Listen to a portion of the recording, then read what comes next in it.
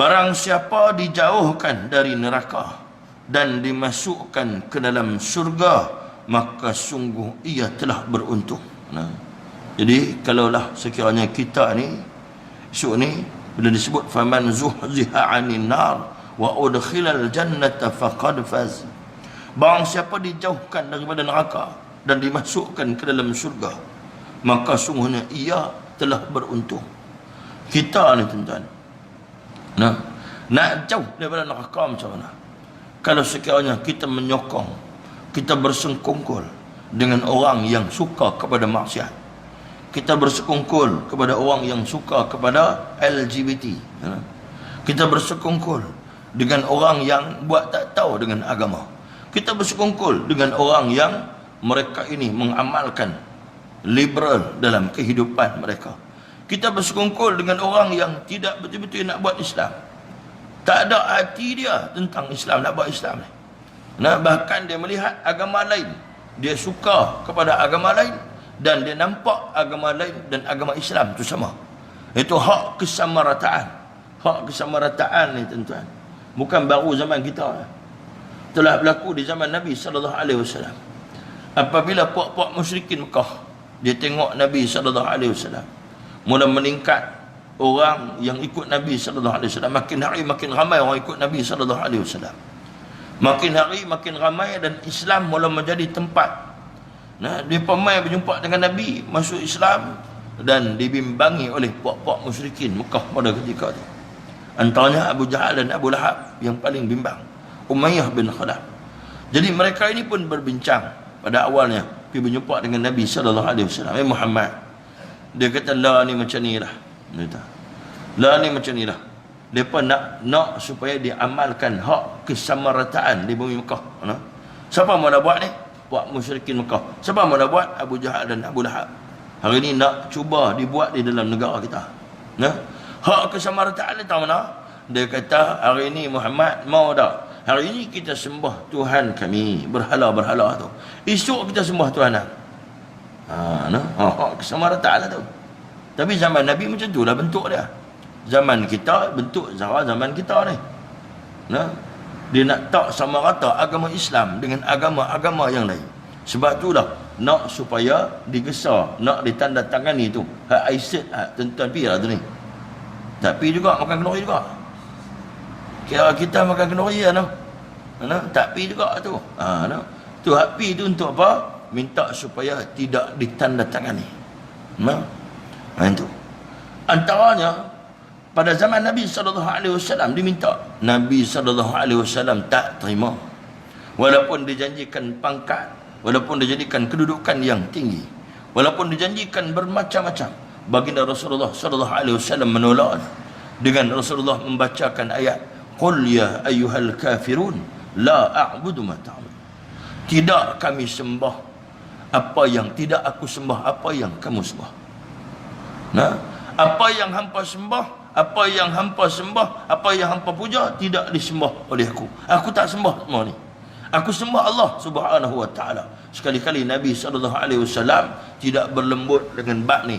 Nak santuni juga, nak boleh santuni. Kita pun tak pernah cakap lebih kurang dengan orang bukan Islam.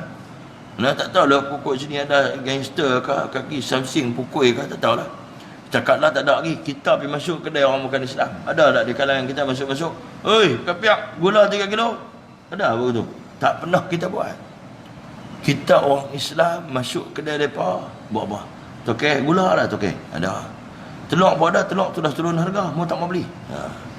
Tanya tu. Kita panggil tokek dekat dia. Tokek. Kita masuk. Walaupun saat ni dia balai. Lu apa mau? Tu cakap kasar kita. Kita pun duduk tokek tu. Tokek. Betul. Tuan-tuan eloklah. Nak beralih lah. Pergilah kedai orang Islam. Pergilah kedai orang Islam, belilah barang daripada kedai orang Islam. Hak tak ada kedai, katalah payah Ustaz kami orang Islam tak ada kedai. Hak nak ramai-ramai ni ada duit, buat keluar duit pergi buat kedai. Bagi orang Islam ada kedai nak beli barang. Tengoklah di Madinah. Bila Nabi sampai dengan para sahabat, di sana kedai orang Yahudi banyak. Nabi SAW dan para sahabat, terutamanya Abdul Rahman bin Auf, buka pasar. Kemudian orang Islam semua pakat beli di situ. Nah, tapi ada barang yang kita boleh beli tak? Kenapa boleh? Kita nak abang kata kita orang Islam, tak perlu bergantung kepada mereka. Tapi hari ini ni kita tunjuk sangat yang kita ni, oh dia kalau tak ada lepas raya pakai tak makan kena apa. Nah, kita jangan silap macam tu. Kita yakin rezeki daripada Allah Subhanahu Wa Taala. Kita usaha, Allah Subhanahu Wa Taala akan memberikan rezeki kepada kita. Mereka yang sembah berhala, sembah batu, Allah bagi rezeki. Mengapakah kita yang sembah Allah kita tidak yakin dengan rezeki yang diberikan oleh Allah Subhanahu Wa Taala? Itu kesilapan yang ada di dalam otak dan pemikiran kita. Hadirin hadirat, mukminin mukminat yang dirahmati oleh Allah Subhanahu Wa Taala. Jadi bila sebut tentang syurga ni kita kena minta. Antara doa yang Nabi ajarkan ialah Allahumma ij'alna minal jannah bifadlika wa karamika ya arhamar rahimin. Allahumma ij'alna minal jannah. Ya Allah, ya Tuhan kami, jadikanlah kami daripada kalangan penghuni syurga. Minta kepada Allah. Bifadlika, dengan kelebihanmu ya Allah. Wa karamika, dengan kemuliaanmu ya Allah. Kita minta kepada Allah supaya Allah Subhanahu Wa Taala berikan syurga kepada kita. Nah, syurga kena minta, neraka pun kena minta dijauhkan oleh Allah Subhanahu Wa Taala. Nah, fastas'alul jannah, mintalah syurga daripada Allah. Fastajabun nar, nah, mintalah dijauhkan daripada neraka. Kita mintalah. Jadi doa tu tuan-tuan balik apa ya? Nah, Allahumma ja'alna minal jannah bifadlika wa karamika ya arhamar rahimin. Doa ni tahu dah raja hafal siapa? Perempuan lah. Geng lelaki ni dia tak hafal, seolah-olah lepas ni memang syurga dah. Masa itu dah orang lelaki dah. Masa tu. Kena orang perempuan ni mereka memang rajin. Tambah-tambah pula mereka duduk dengar. Balik di rumah, suami ni dia tanya, abang tadi kita pergi mengaji, ustaz bagi doa abang tak apa. Dia kata memang abang tak apa, tak apa kot. Sebab apa kan Nabi kata perempuan banyaklah neraka. Pandai jawab. Orang perempuan kan banyaklah neraka, hang eloklah apa. Kata, kami orang lelaki banyaklah syurga. Tak apa masuk syurga. Buat cakap pandai gitu. Ada cakap. Bini dia kata kita juga kena. Nah, hafal bini ni. Dia ada jaga noh. Kita hafal, baca, minta kepada Allah Subhanahu Wa Taala. Hari ini ni kita ni dok aja minta ke orang lah. Minta tolong orang tu, minta tolong orang ni. Sampai minta tolong ke orang kepiak. Bila minta tolong depa, kena bagi hak kepada depa. Nah, minta tolong kepada Allah Subhanahu Wa Taala. Yakin dengan Allah Subhanahu Wa Taala, yakin dengan nikmat yang dijanjikan oleh Allah Subhanahu Wa Taala, yakin dengan perancangan Allah Subhanahu Wa Taala, yakin dengan kekuasaan Allah Subhanahu Wa Taala. Allah Maha Kuasa akan tolong kita, akan bantu kita. Hadirin hadirat, mukminin mukminat yang dirahmati oleh Allah Subhanahu Wa Taala, kita sambung sikit. Dan kemudiannya kita, kehidupan dunia itu tidak lain hanyalah kesenangan yang memperdayakan. Sudahlah. Kehidupan dunia adalah kesenangan yang memperdayakan. Ingatlah satu hadis Nabi sallallahu alaihi wasallam. Kata Nabi sallallahu alaihi wasallam, "At-tafakkaru fil akhirah yurithul hikmah wa yuhyil qalbi. Wat-tafakkaru fid dunya hijabun 'anil akhirah." Ingatlah. Orang yang fikir pasal dunia, pasal akhirat, mereka ini akan mewarisi kebijaksanaan. Kebijaksanaan siapa? Kebijaksanaan baginda Nabi sallallahu alaihi wasallam. Orang yang fikir pasal akhirat ni, antaranya hikmah dia ialah dia akan mewarisi cerdik, sifat cerdik Nabi sallallahu alaihi wasallam, dan akan menghidupkan hati kita. Akan menghidupkan hati. Dan orang yang fikir pasal dunia, fikir pasal dunia, dunia akan menyebabkan dia ni terhijab untuk dia memikirkan tentang akhirat. Dunia akan menyebabkan dia tak tengok dah akhirat. Dia tak tengok dah apa akan berlaku kepadanya. Tak jauh dah masuk kubur sudah. Tak jauh dah inda sakarat. Tengok waktu ketika sakarat. Entah. Orang yang fikir pasal dunia, satu yang diberikan, yang disebutkan oleh Nabi sallallahu alaihi wasallam. Orang yang fikir pasal harta, contohnya pasal emas. Ketika duduk atas dunia ni, dia fikir pasal emas, pasal duit ringgit, pasal harta. Ketika saat-saat sakaratil maut. Ketika saat-saat sakarat. Pasal apa waktu sakarat ni kita boleh? Pasal apa waktu sakarat ni kita boleh diganggu? Diganggu ini adalah permintaan iblis. Iblis peminta. Iblis minta daripada Allah Subhanahu Wa Taala.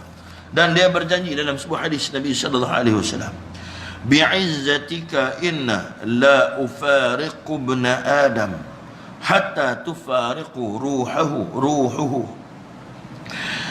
jasadatu faqala ar-rabbu ta'ala wa 'izzati wa 'azamati la ahjub at-taubatu an 'abdi hatta yugharghira biha. Tuan-tuan muslimin muslimat dirahmati Allah, maksud apa? Bi'izzatika inni la ufariqu ibna adam. Dia kata, dia minta hadis ini diriwayatkan oleh Hasan Al-Basri. Itu bersabda Nabi sallallahu alaihi wasallam, maksudnya demi kemuliaanmu, sesungguhnya aku tidak akan melepaskan anak Adam. Dia minta kepada Allah, demi kemuliaanmu, dia kata, ya Allah. Dia kata, aku tidak akan melepaskan anak Adam sehingga bila la ufariqu ibnu adam hatta tufariqu ruhuhu jasaduhu. Aku tidak akan melepaskan mereka sehinggalah rohnya berpisah dari jasadnya. Rohnya berpisah dari jasadnya. Maka jawab Allah Subhanahu wa taala, Allah jawab kata-kata iblis ni, Allah jawab ni kata-kata iblis. Maka Allah Subhanahu wa taala, faqala rabbu ta'ala wa 'izzati wa 'azamati. Allah kata apa? Demi kemuliaanku dan kebesaranku, aku tidak akan menutup pintu taubat dari hambaku sehingga rohnya berada di tenggorokannya ataupun berada di sini ni, dan kemudian hampir mati.